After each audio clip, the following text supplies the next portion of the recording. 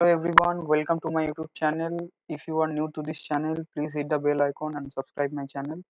In this video, lecture number 2, I will discuss about the file processing system and its limitation. So please go ahead with the session and enjoy the session and let's get started. In this video में हम लोग देखेंगे कि file processing system होता क्या है और वो काम कैसे करता है। तो पहले हम लोग देखा था कि पेपर इंडेक्स कार्ड कैसे यूज होता था डेटा स्टोर करने के लिए। फिर बाद में जब कंप्यूटर यूज बढ़ने लगा तो हम लोग फाइल प्रोसेसिंग सिस्टम यूज करते थे।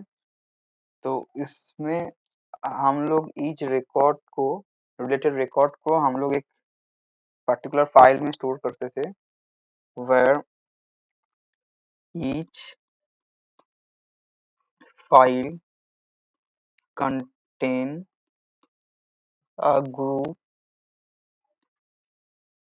Of related data. मतलब कि एक फाइल में रिलेटेड डेटा हम लोग स्टोर करते थे फॉर पर्टिकुलर क्लास और कैटेगरी। सो जैसे कि मान लो जो ये है basic structure of file processing system जहाँ पे हम लोग एक लाइब्रेरी का डेटा स्टोर करना चाहता है। तो इसमें तीन चीज़ें हैं, एक तो एक स्टूडेंट डेटा और एक है पेमेंट डेटा और एक मार्क्स डेटा। तो स्टूडेंट डेटा में हम लोग इंफॉर्मेशन स्टोर करेंगे, स्टूडेंट का इंफॉर्मेशन स्टोर करेंगे, जैसे कि मान लो ID, roll number, section, name हो गया उसका, एड्रेस हो गया,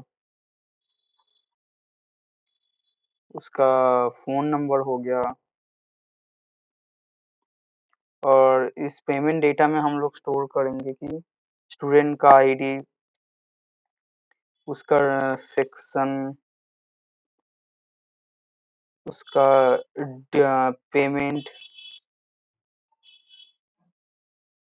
फिर इधर मार्क्स का डेटा में हम लोग स्टोर करेंगे स्टूडेंट का आईडी, सेक्शन, एनुअल मार्क्स। इस टाइप का हम लोग रिलेटेड डेटा स्टोर करते हैं। तो पर्टिकुलर फाइल हम फिर इधर हम लोग इस फाइल प्रोसेसिंग सिस्टम में एप्लीकेशन प्रोग्राम भी यूज करते हैं। Each application program each application program is basically designed for particular queries। हर एक एप्लीकेशन प्रोग्राम पर्टिकुलर क्वेरीज के लिए क्रिएट होता था। तो सपोज इधर एक एप्लीकेशन प्रोग्राम 1 और एप्लीकेशन 2, एप्लीकेशन 3, एप्लीकेशन 4, ये 4 प्रोग्राम क्रिएट हुआ है। तो एप्लीकेशन प्रोग्राम 2 जो कि फाइल ए और फाइल बी दोनों को कंबाइन करके रिपोर्ट जनरेट करते थे। Suppose we want to suppose we want to generate a report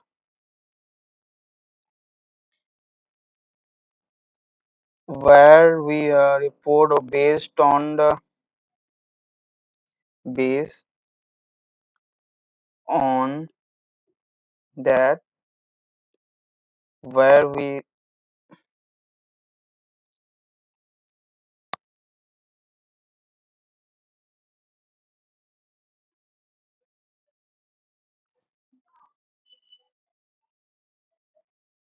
कुछ एग्जाम्पल से समझेंगे कि एप्लीकेशन प्रोग्राम कैसे वर्क करता है फॉर वेरियस पर्पस के लिए। सपोज एप्लीकेशन प्रोग्राम 1 इस सिर्फ फाइल ए से कनेक्टेड है, जहाँ की जब भी कोई क्वेरी होता है तो ये फाइल ए से डेटा लेके जनरेट करते हैं रिपोर्ट को। Suppose we want suppose we want to get only student name and उसकी ID, then we use application program 1। हम लोग एप्लीकेशन प्रोग्राम 1 के थ्रू हम लोग ये रिपोर्ट जनरेट कर सकते हैं। whereas if we use application program 2 जो कि फाइल ए और बी दोनों से कनेक्टेड है, मतलब ए रिपोर्ट जनरेट करते हैं कि दोनों से कनेक्ट करके जो भी रिपोर्ट आएगा। सपोज एप्लीकेशन प्रोग्राम 2 दोनों फाइल से कनेक्टेड है, file A and file B, तो इस एप्लीकेशन को हम ऐसे यूज कर सकते हैं। Suppose we want to get student name, ID, section who have not paid their fees। तो इस टाइप का क्वेरी अगर हम जनरेट करते हैं तो एप्लीकेशन प्रोग्राम 2 का मदद से हम लोग कर सकते हैं। फिर आते हैं एप्लीकेशन प्रोग्राम 3 में, जहाँ की वो एप्लीकेशन तो एप्लीकेशन प्रोग्राम 3 अगर आप देखेंगे कि file B and file C are connected with application program 3। सो उस एप्लीकेशन 3 से जो भी रिपोर्ट जनरेट होगा तो फाइल बी और सी का कॉम्बिनेशन से जनरेट होगा। तो suppose we want to gate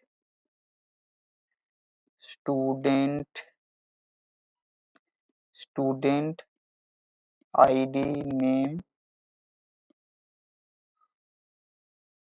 who have secured 80% above marks in annual examination but still have not cleared the fees। सो ऐसे करके हम लोग इसका रिपोर्ट हम जनरेट कर सकते हैं through the application program 3।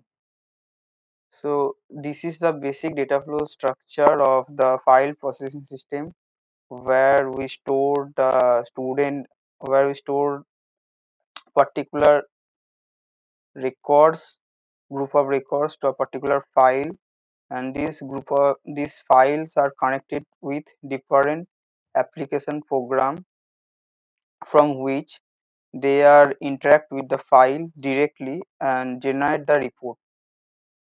So this is a basic architecture of file processing system. So the main point is here, application program is directly connected with data files. This point we have to remember.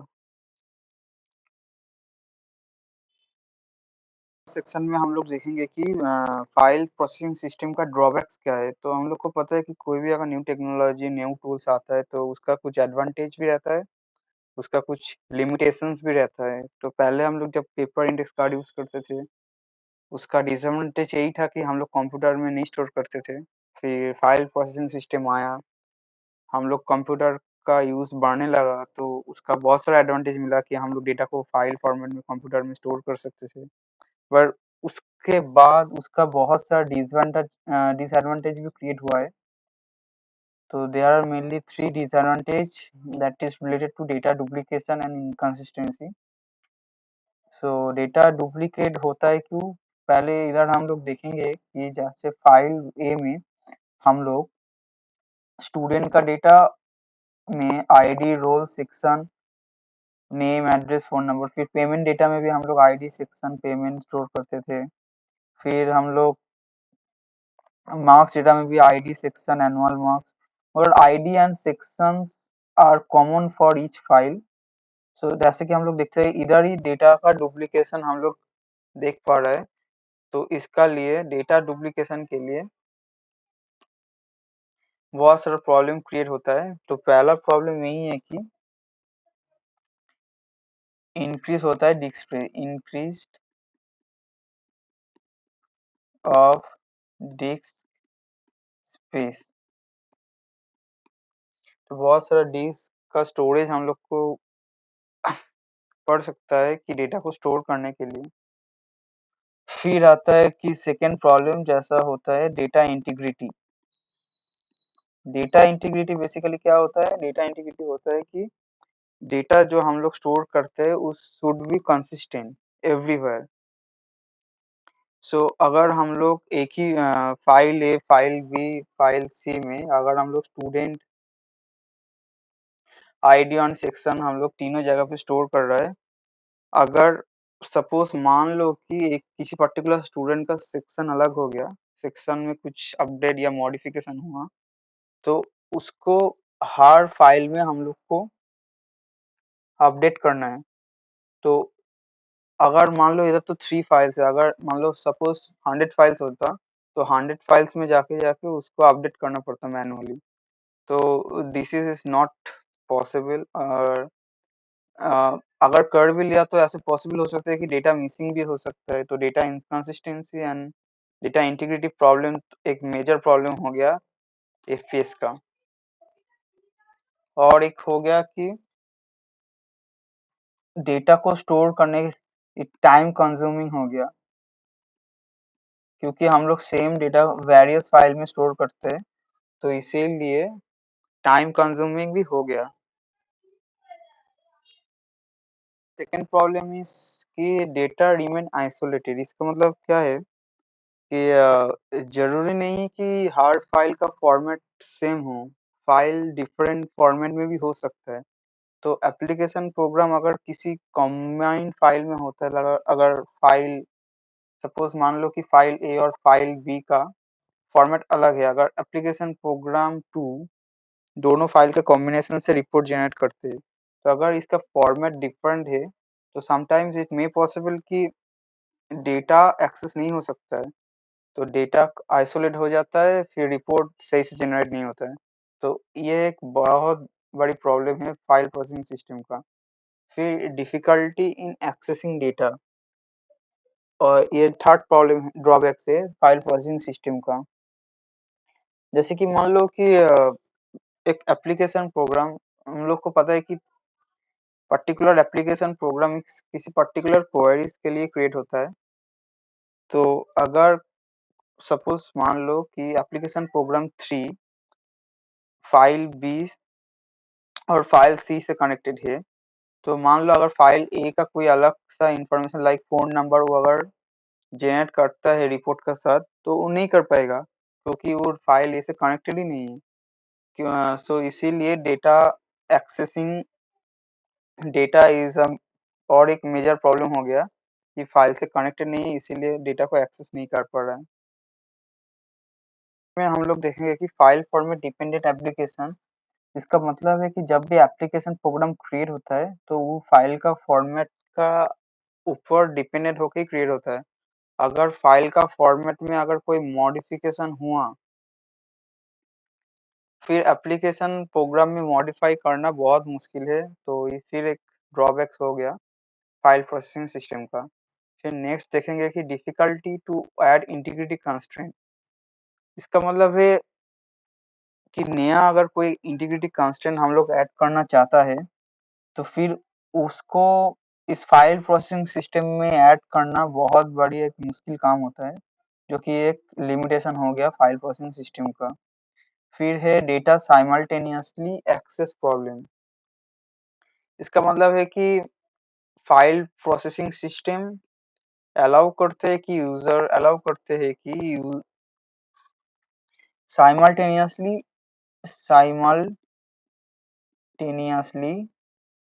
Data access, मतलब कि एक ही time में बहुत सारे user same data को use कर सकते हैं, तो जिसके वजह से डेटा इनकंसिस्टेंसी हो सकता है। सपोज एक फॉर एग्जांपल एक जॉइंट बैंक अकाउंट है, जो उसका जो होल्डर होता है, दो होल्डर होता है, तो अगर दोनों दोनों person one person two same time में वो अकाउंट से अगर विड्रॉल कर रहा है, तो बैंक में उसका अपडेट में इनकंसिस्टेंसी रह सकता है। तो ये एक बहुत बड़ी प्रॉब्लम है। Last but not the least problem is that the security problem,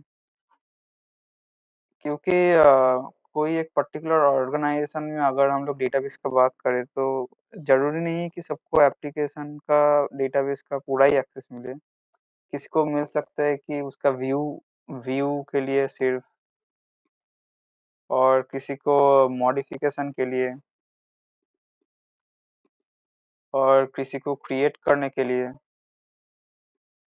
बहुत सारे जन के अलग अलग हो सकता है, तो ऐसे टाइप का सिक्योरिटी हम लोग फाइल प्रोसेसिंग सिस्टम में इंक्लूड नहीं कर सकते, क्योंकि उधर एप्लीकेशन प्रोग्राम से हम लोग रिपोर्ट जनरेट करते हैं, तो ये डिफिकल्ट हो जाता है कि सिक्योरिटी को इंक्लूड करना। तो ये बहुत बड़ा एक ड्रॉबैक है फाइल प्रोसेसिंग सिस्टम का। So this is all about the drawbacks of file processing system. File processing system में फिर होता है एक सिक्योरिटी प्रॉब्लम।